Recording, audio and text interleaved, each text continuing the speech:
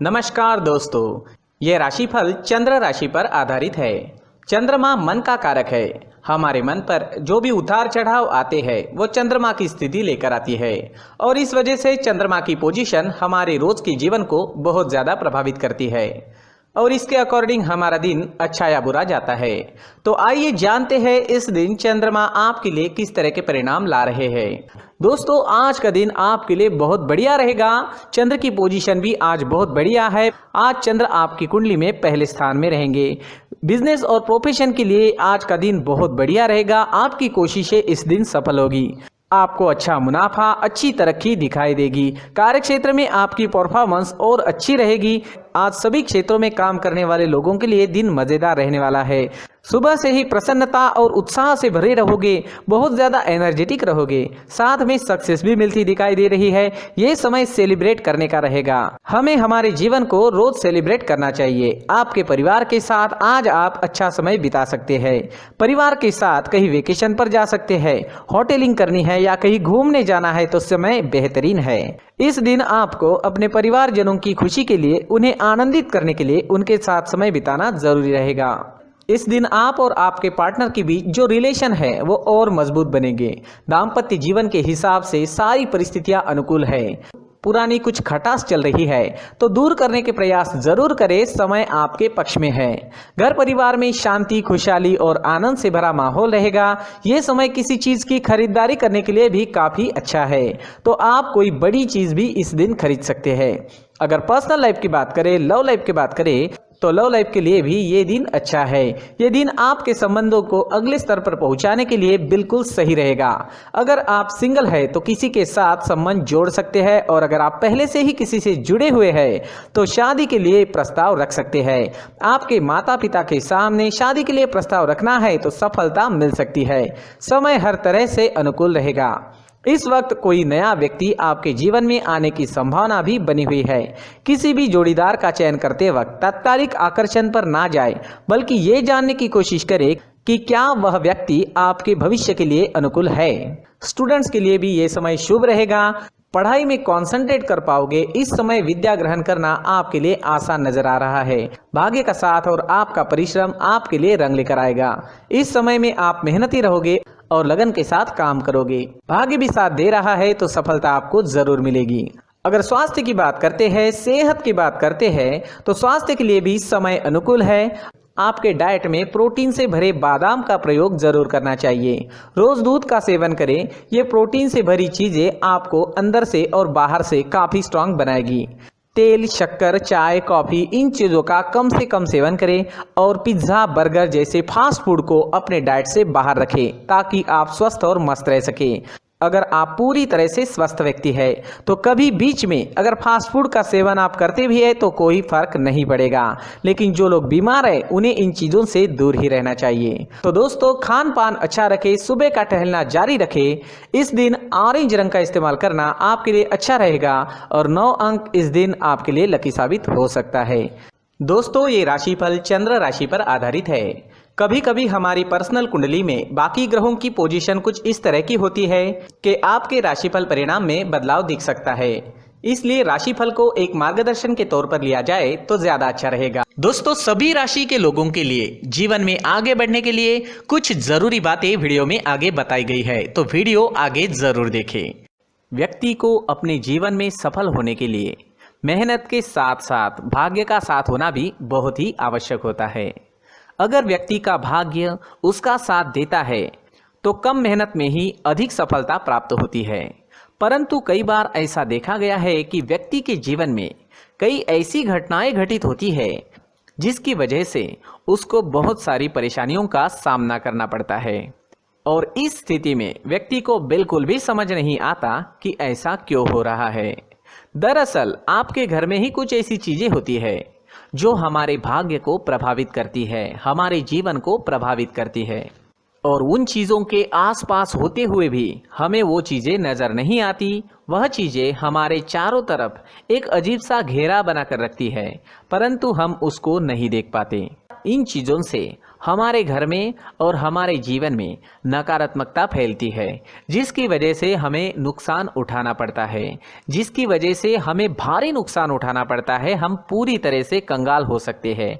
हम सोचते हैं हमारे जीवन में हमारी ग्रोथ नहीं हो रही है, लेकिन हम इन चीज़ों पर ध्यान नहीं देते। तो दोस्तों, इन चीज़ों पर ध्यान देना ज़रूरी है और वो चीज़ें अब मैं आपको बताने जा रहा हूँ। अगर आप कहीं बाहर से आते हैं और अपने जूते चप्पल इधर उधर कहीं भी उतार देते हैं तो ये अशुभ होता है, क्योंकि इधर उधर जूते चप्पल उतारने की आदत की वजह से आपको अपने जीवन में आगे बढ़ने में रुकावटें उत्पन्न होती है। इससे उन्नति में बाधा आती है। इसलिए आप अपने जूते चप्पलों को उनकी जगह पर ठीक प्रकार से रखें। दोस्तों, काफ़ी लोगों को इस तरह की आदत होती है, कहीं से भी बाहर से आते हैं, कहीं भी जूते चप्पल फेंक देते हैं, कहीं पर भी उतार देते हैं। कुछ लोग तो घर के एंट्री के मेन डोर के सामने ही जूते या चप्पल डायरेक्टली उतार देते हैं। ये तो बहुत ही गलत है। साथ ही कुछ लोग जूते चप्पल उल्टे रख देते हैं, उस पर ध्यान नहीं देते। लेकिन इन चीज़ों पर ध्यान देना बहुत ज़रूरी होता है और जूते चप्पल हमारे जीवन को बहुत ज़्यादा प्रभावित करते हैं। दोस्तों, ध्यान रखें, जूते चप्पल हमेशा साफ सुथरे रखें और उनको उनकी जगह पर रखें। उनके लिए एक स्थान बनाएं, उस स्थान पर रखें। अगर कोई व्यवस्था उनके लिए की है तो बहुत ही अच्छी बात है, वहां पर उन्हें रखें, साफ सुथरा रखें। जूते चप्पलों को उनकी जगह पर कुछ इस तरह से रखें कि वो देखने में भी अच्छी लगे।